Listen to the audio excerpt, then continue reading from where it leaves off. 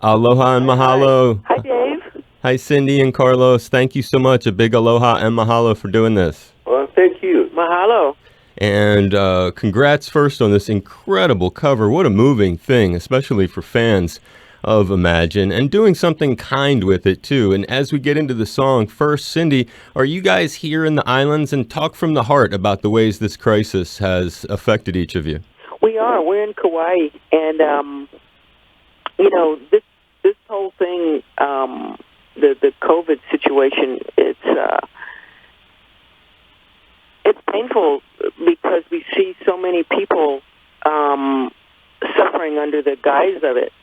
Whether it's through any illness, that has caused any complications and certainly fatalities, and as well through the lack of work, so that people are displaced from being able to take care of themselves. You know, what we do, is try to find a silver lining. And one of the things that we do find in this time that's possible, and that we hope people embrace, is really pushing the reset button. And if we can all push the reset button on ourselves, which these protests are helping to do, then we can make necessary changes so that everyone can live in a much better environment, and that everyone is respected. Well, that's a great point about the reset button, and certainly it's a confluence of really important moments in our history, and you bring up a really good point there. Carlos, as for yourself? Well, I've been coming to Hawaii since 1970, and somewhere in all this time I learned words about the collective consciousness for the highest good, Ho'oponopono, Yep. And so what I learned here is that, like Cindy said, the silver lining is that while we're watching and witnessing sisters and brothers leaving to the next plane, we're also witnessing that this is the time and place for 2020 for humans to visit their heart and once and for all, really spend time with your own light.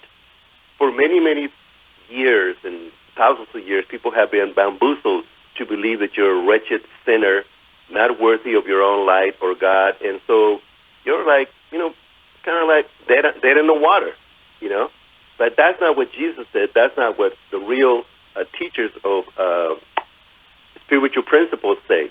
Everyone is a beam of light. When you're in Hawaii and you're able to see the beams of light coming through the clouds, this is who you are. So this is a time to visit and crystallize your existence and repeat more than ever. I am that I am the light.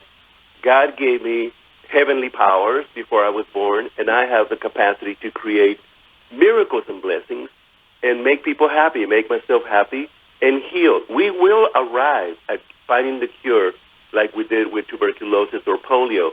We will arrive at curing this coronavirus.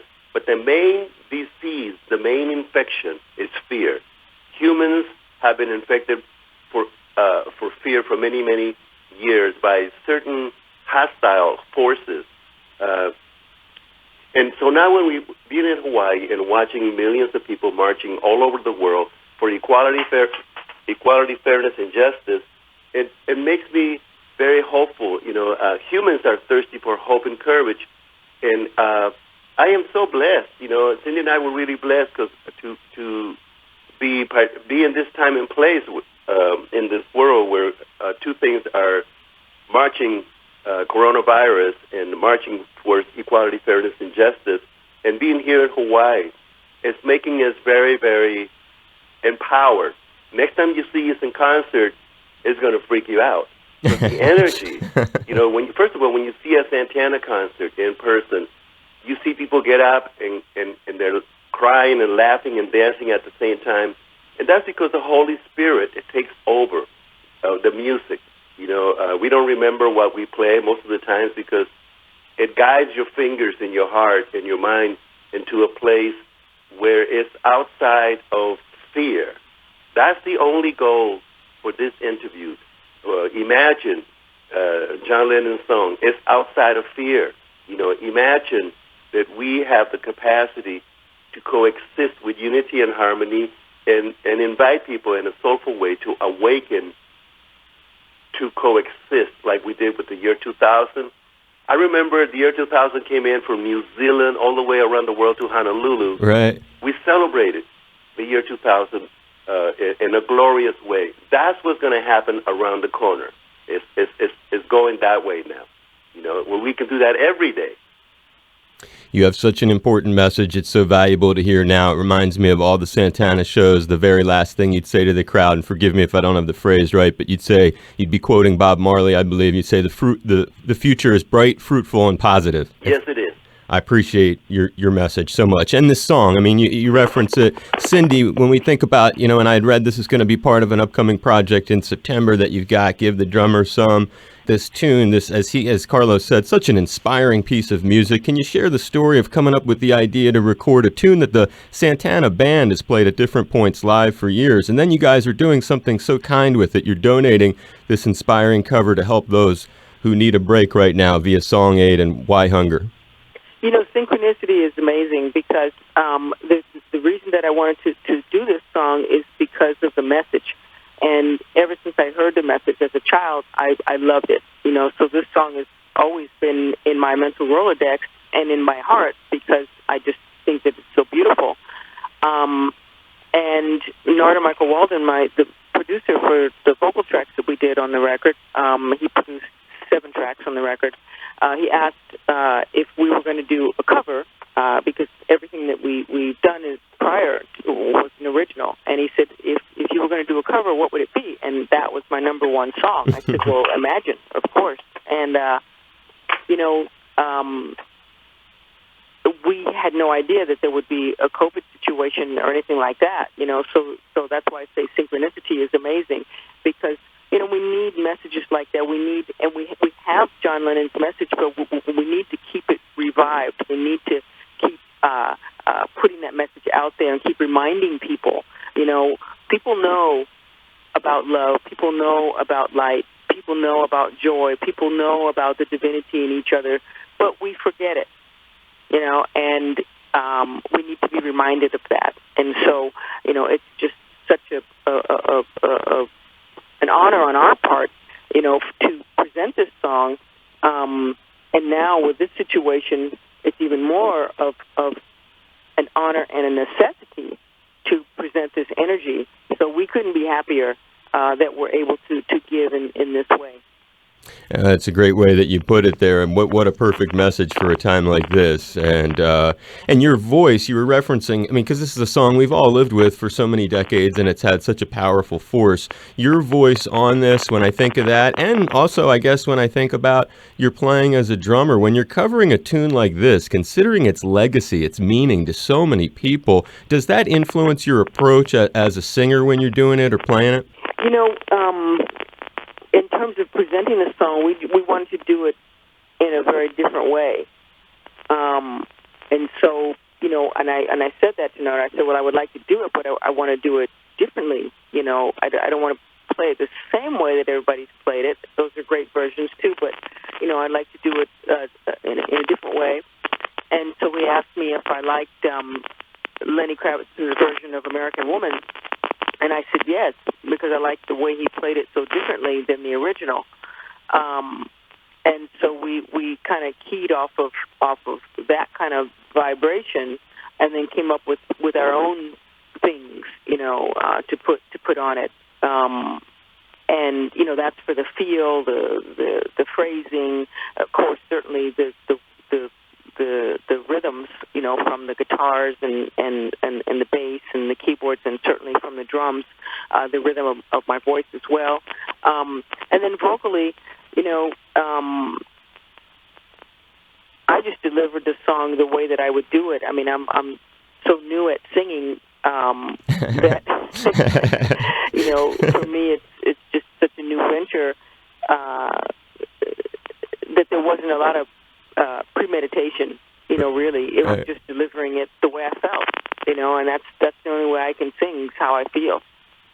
That's cool. Well, and you had a lot of experience working with Lenny too. It's great you bring him up because I've enjoyed watching you with him many times, and he's a soulful brother. It's a great answer about it, and that's revealing. And when I think about the fact, as I mentioned, this is a tune that the Santana band has played off and on throughout the years. And Carlos, you've done so many inspiring covers through the years that give people hope. I'm thinking of like "Right On" from the Milagro record, or equally live sometimes. I remember watching you and Buddy Guy tackle "Maggot Brain" on the side of a mountain in Stowe, Vermont. It was like, I still get chills thinking about that concert. Or Exodus with Third World. I mean, I could go on and on. So it always adds the Santana vibe. But with this one, I was curious because it's such an unusual track. Had you ever, over your long career, gotten to spend time with John Lennon and have any stories to share about that magic up close? No, I never had the pleasure to really be in the same room with him. I know that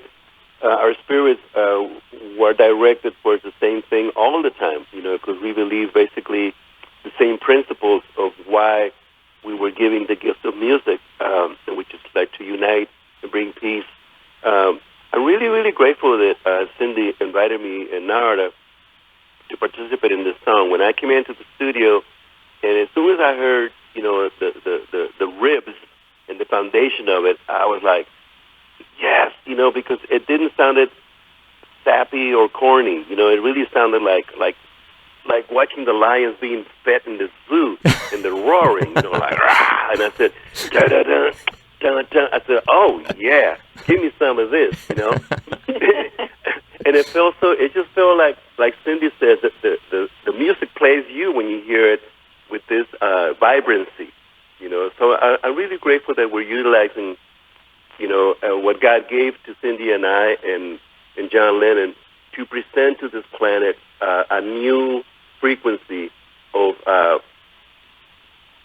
vibrancy, energy, and thrust, spiritual traction and thrust, because we need thrust and acceleration, velocity, to make progress as humans in this planet. This is why this thing is happening. 2020, everybody has been put to a halt in every city, every nation, even here in Hawaii.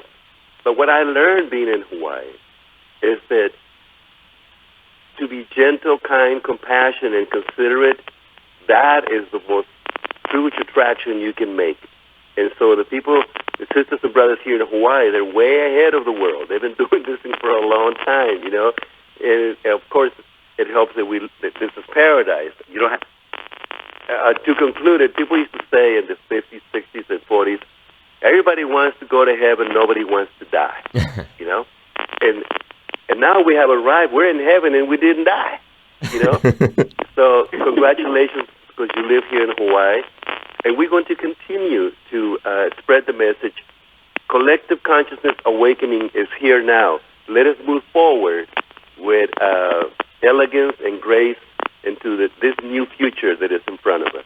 I'm rooting for a lot of success. I'm very proud of you guys giving the dough. Again, when people stream this song, Song 8 and Why Hunger have teamed up, and the streaming proceeds will get funneled to Why Hunger's Rapid Response Fund to help food insecurity during the coronavirus crisis.